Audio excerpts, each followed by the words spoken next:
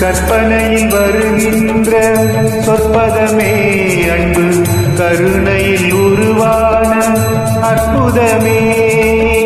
கற்பனையில் வருகின்ற சொற்பதமே அன்பு கருணையில் உருவான அற்புதமே. சிற்ப சிலையாக நிற்பவனே, சிற்ப சிலையாக நிற்பவனே, வெள்ளை திருநீரில் அருளான விற்பனனே முருகா முருகா. உன்னை பாடும் தொழிலின்றி வேறு இல்லை, என்னை காக்க உன்னை இன்றி யாரும் இல்லை முருகா முருகா.